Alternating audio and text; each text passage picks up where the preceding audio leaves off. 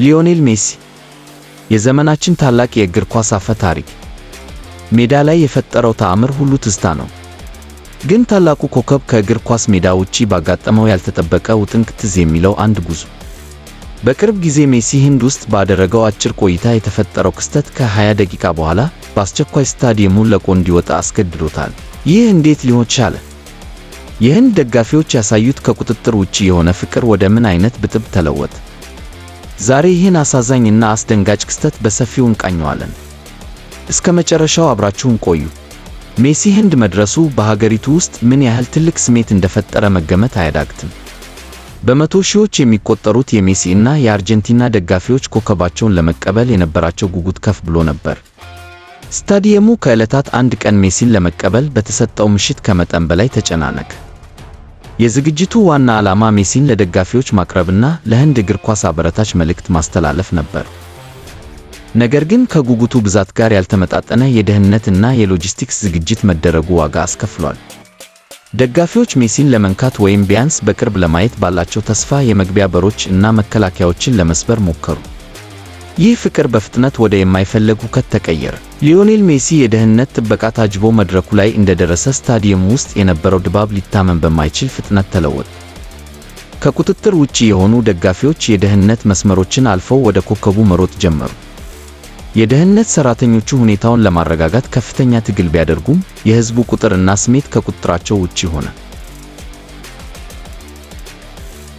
በዚያች የ20 ደቂቃ ቆይታ ውስጥ ሜሲ በዙሪያው ካለው ያልተረጋጋ ሁኔታ የተነሳ ከፍተኛ ፍርሃት እና ምቾት ማጣት ተሰምቶት ነበር።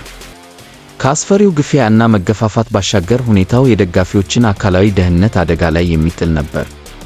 ሜሲ በተዘጋጀው ዝግጅት ላይ ሙሉ በሙሉ ሳይሳተፍ ለአዘጋጆቹ የደህንነት ስጋት መኖሩ ግልጽ ሆነ።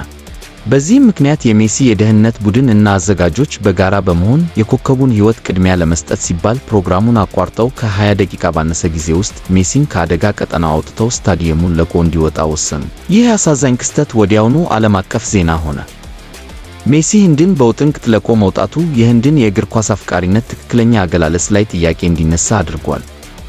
ብዙ የስፖርት ተንታኞች የዝግጅት አደረጃጀት ብቃት ማነስ እና ለዓለም አቀፍ ኮከብ የሚገባውን የደህንነት ደረጃ አለማሟላት በሰፊው ተችተዋል።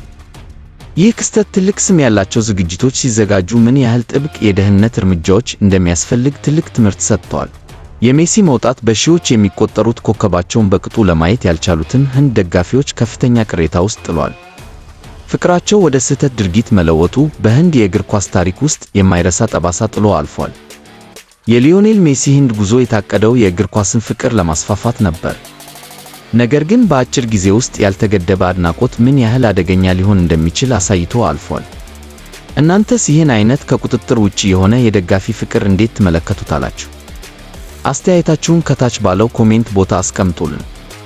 ይህን ድራማዊ ታሪክ ከወደዳችሁት ላይክ፣ ሼር አድርጉት። እንዲሁም ሌሎች ተመሳሳይ ትንታኔዎች እንዳያመልጣችሁ ሰብስክራይብ ማድረጋችሁን አትዘንጉ። በሚቀጥለው ቪዲዮ እስከምንገናኝ መልካሙን ሁኑ።